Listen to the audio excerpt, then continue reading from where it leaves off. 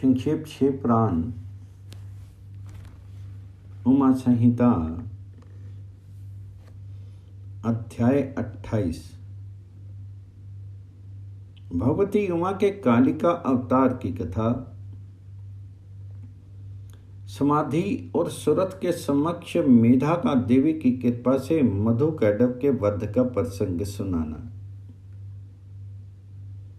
इसके अनंतर छाया पुरुष, सर्ग, कश्यप वंश, मनवंतर, मनुवंश, सत्यव्रत आदि वंश, पितृकल्प तथा व्यास उत्पत्ति आदि का वर्णन सुनने के पश्चात मुनियों ने सूत जी से कहा, ब्रह्मवेताओं में श्रेष्ठ सूत जी, हमने आपके मुख से भगवान शिव की अनेक इतिहासों से युक्त रमणीय कथा सुनी,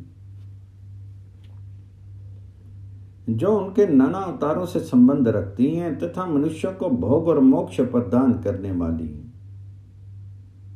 अब हम आपसे जगत जननी भक्ति उमा का मनोहर चरित्र सुनना चाहते हैं। पर ब्रह्म परमात्मा महेश्वर की जो आध्या सनातनी शक्ति है वे उमा नाम से विख्यात है। वे ही त्रिलोकी को उत्पन्न करने वाली पराशक्ति है। महामते, दक्ष कन्या सती और हिमवान की पुत्री पार्वती, ये उमा के 2 अवतार हमने सुने हैं। सोची, आप उनके दूसरे अवतारों का वर्णन कीजिए। लक्ष्मी जननी जगदम्बा उमा के गुणों को सुनने से कौन बुद्धिमान पुरुष विरत हो सकता है। ज्ञानी पुरुष भी कभी कभी उसके कथा श्रवण के शुभ अवसर को नहीं छोड़ते। सूत जी ने कहा, महात्माओं, तुम लोग धन्य हो और सदा कृतकृत्य हो, क्योंकि परा अम्बा उमा के महान चित्त के विषय में पूछ रहे हो। जो इस कथा को सुनते हैं, पूछते हैं और बांचते हैं, उनके चरण कमलों की धूलि को ही ऋषियों ने तीर्थ माना। जिनका चित्त परम संवित स्वरूपा श्री उमा देवी के चिंतन में लीन है, वे पुरुष धन्य हैं, कृतकृत्य हैं। उनकी माता और कुल भी धन्य हैं, जो समस्त कारणों के भी कारण रूपा देवी श्री उमा की स्तुति नहीं करते। वे माया के गुणों से मोहित तथा भाग्यहीन है, इसमें संशय नहीं है। जो करुणा रस की सिंधु स्वरूपा महादेवी का भजन नहीं करते, वे संसार रूपी घोर अंधकूप में पड़ते हैं। जो देवी उमा को छोड़ करके दूसरे देवी देवताओं की शरण लेता है, वह मानो गंगा जी को छोड़ करके प्यास बुझाने के लिए मरुस्थल में जलाशय के पास जाता है। जिनके स्मरण मात्र से धर्म आदि चारों पुरुषार्थों की अनायास प्राप्ति होती है, उन देवी उमा की आराधना कौन श्रेष्ठ पुरुष छोड़ सकता है। पूर्व काल में महामना सुरथ ने महर्षि मेधा से ये बात पूछी थी।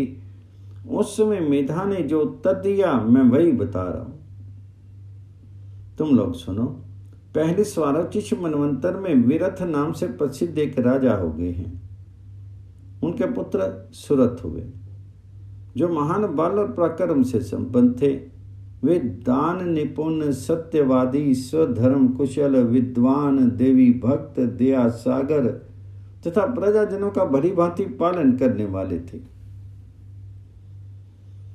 इंद्र के समान तेजस्वी राजा सुरथ के पृथ्वी पर शासन करते समय 9 ऐसे राजा हुए जो उनके हाथ से भूमंडल का राज्य छीन लेने के प्रयत्न में लगे थे। उन्होंने भोपाल सुरथ की राजधानी कोलापुरी को चारों ओर से घेर लिया। उनके साथ राजा का बड़ा भयानक युद्ध हुआ। उनके शत्रुगण बड़े प्रबल थे, अतः युद्ध में भोपाल सुरथ की पराजय हुई। शत्रुओं ने सारा राज्य अपने अधिकार में करके सुरथ को कोलापुरी से निकाल दिया। राजा अपनी दूसरी पुरी में आए और वहां मंत्रियों के साथ रहकर के राज्य करने लगे, परंतु प्रबल विपक्षियों ने वहां भी आक्रमण करके उन्हें पराजित कर दिया। देव योग से राजा के मंत्री आदि गण भी उनके शत्रु बन बैठे और खजाने में जो धन संचित था वह सब उन विरोधी मंत्री आदि ने अपने हाथ में कर लिया। तब राजा सुरथ शिकार के बहाने अकेले ही घोड़े पर सवार होकर के नगर से बाहर निकले और गहन वन में चले गए। वहां इधर उधर घूमते हुए राजा ने एक श्रेष्ठ मुनि का आश्रम देखा जो चारों ओर फूलों के बगीचे लगे होने से बड़ी शोभा पा रहा था। वहां वेद मंत्रों की ध्वनि गूंज रही थी। सब जीव जंतु शांत भाव से रहते थे। मुनि के शिष्यों प्रशिष्यों और उनके भी शिष्यों ने उस आश्रम को सब ओर से घेर रखा था। महामते विप्रवर, मेधा के प्रभाव से उस आश्रम में महाबली व्याघ्र आदि अल्प शक्ति वाले गौ आदि पशुओं को पीड़ा नहीं देते थे। वहां जाने पर मुनीश्वर मेधा ने मीठे वचन, भोजन और आसन द्वारा उन परम दयालु विद्वान नरेश का आदर सत्कार किया। एक दिन राजा सुरथ बहुत ही चिंतित तथा मोह के वशीभूत होकर के अनेक प्रकार से विचार कर रहे थे। इतने में वहां एक वैश्य पहुंचा। राजा ने उससे पूछा, भैया तुम कौन हो और किस लिए यहाँ आए हो? क्या कारण है कि दुखी दिखाई दे रहे हो? ये मुझे बताओ। तो राजा के मुख से ये मधुर वचन सुनकर के वैश्य प्रवर समाधि ने दोनों नेत्रों से आंसू बहाते हुए प्रेम और नम्रता पूर्वक वाणी में इस प्रकार उत्तर दिया। वैश्य बोला, राजन मैं वैश्य हूं, मेरा नाम समाधि है। मैं धनी के कुल में उत्पन्न हुआ हूं, परंतु मेरे पुत्रों और स्त्री आदि ने धन के लोभ से मुझे घर से निकाल दिया। अतः अपने प्रारब्ध कर्म से दुखी होकर के मैं वन में चला आया हूं। करुणा सागर प्रभु, यहां आकर मैं पुत्रों, पौत्रों, पत्नी, भाई, भतीजे तथा अन्य सहृदयों को कुशल समाचार नहीं जान पाता। राजा बोले, जिन दुराचारी तथा धन के लोभी पुत्र आदि ने तुम्हें निकाल दिया है, उन्हीं के प्रति मूर्ख जीव की भांति तुम प्रेम क्यों करते हो? तो वैश्य ने कहा, राजन आपने उत्तम बात कही है। आपकी वाणी सार गर्भित है, तथापि स्नेह पास से बंधा हुआ मेरा मन अत्यंत मोह को प्राप्त हो रहा है। इस तरह मुंह से व्याकुल हुए वैश्य और राजा दोनों मुनिवर मेधा के पास के। वैश्य सहित राजा ने हाथ जोड़ करके मुनि को प्रणाम किया और इस प्रकार कहा, भगवान आप हम दोनों के मोह पाश को काट दीजिए। मुझे राज्य लक्ष्मी ने छोड़ दिया और मैंने गहन वन की शरण ली, तथापि राज्य छीन जाने के कारण मुझे संतोष नहीं है। और ये वैश्य है जिसे स्त्री आदि सज्जनों ने घर से निकाल दिया, तथापि उसकी ओर से इसकी ममता दूर नहीं हो रही। इसका क्या कारण है बताइए। समझदार होने पर भी हम दोनों का मन मोह से व्याकुल हो गया, ये तो बड़ा भारी मूर्खता है। ऋषि बोले, राजन सनातन शक्ति स्वरूपा जगदम्बा महामाया कही गई हैं। वे ही सबके मन को खींच करके मोह में डाल देती हैं। प्रभु उनकी माया से मोहित होने के कारण ब्रह्मा और समस्त देवता भी परम तत्व को नहीं जान पाते हैं। फिर मनुष्य की तो बात ही क्या है।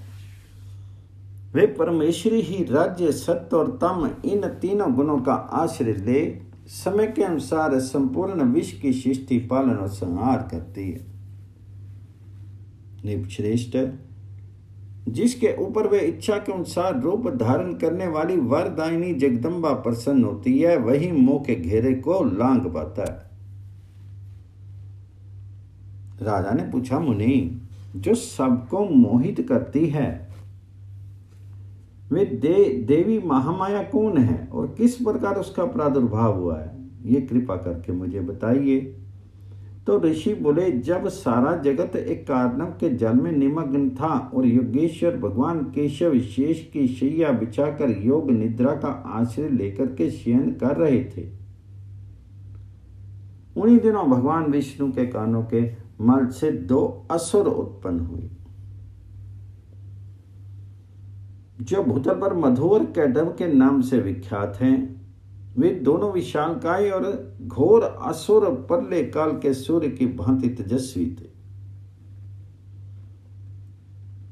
उनके जबड़े बहुत बड़े थे। उनके मुख दाढ़ों के कारण ऐसे विकराल दिखाई देते थे मानो वे संपूर्ण जगत को खा जाने के लिए उद्यत हो।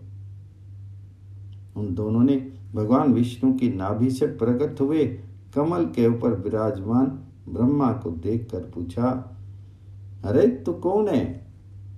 ऐसा कहते हुए वे उन्हें मार डालने के लिए उद्यत हो गए। ब्रह्मा जी ने देखा ये दोनों दैत्य आक्रमण करना चाहते हैं और भगवान जनार्दन समुद्र के जल में सो रहे हैं। तब उन्होंने परमेश्वरी का स्तमन किया और उनसे प्रार्थना की, अंबिके तुम इन दोनों दुर्जेद असुरों को मोहित करो और अजन्मा भगवान नारायण को जगा दो।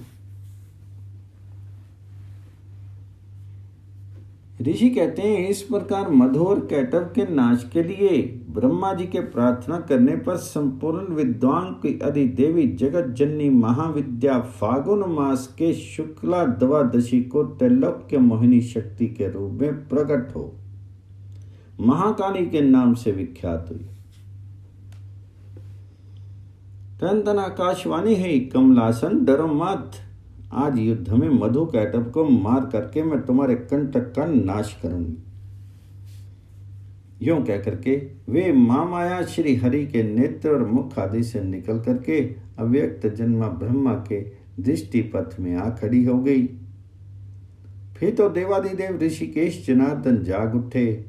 उन्होंने अपने सामने दोनों दैत्य मधु और कैटव को देखा। उन दैत्यों के साथ अतुल तेजस्वी विष्णु के 5000 वर्ष का बाहु युद्ध हुआ। तब महामाया के प्रभाव से मोहित हुए उन श्रेष्ठ दानवों ने लक्ष्मीपति से कहा, तुम हमसे मनवांछित वर ग्रहण करो। नारायण बोले, यदि तुम लोग प्रसन्न हो तो मेरे हाथ से मारे जाओ, यही मेरा वर है, इसे दो, मैं तुम दोनों को दूसरा वर नहीं मांगता। ऋषि कहते हैं, उन असुरों ने देखा सारी पृथ्वी कार्णव के जल में डूबी हुई है। तब वे केशव से बोले, हम दोनों को ऐसी जगह मारो जहां जल से भीगी हुई धरती ना। बहुत अच्छा कहकर के भगवान विष्णु ने अपना परम तेजस्वी चक्र उठाया और अपनी जांघ पर उसके मस्तक रख करके काट डाला। राजन, ये कालिका की उत्पत्ति का प्रसंग कहा गया है। महामते, अब महालक्ष्मी के प्रादुर्भाव की कथा सुनो। देवी उमा निर्विकार और निराकार होकर भी देवताओं का दुख दूर करने के लिए युग युग में साकार रूप धारण करके प्रकट होती है। उनका शीर ग्रहण उनकी इच्छा का वैभव कहा गया है। वे लीला से इसलिए प्रकट होती है कि भक्तजन उनके गुणों का गान करते रहें। अध्याय 28 से 45 पूर्ण।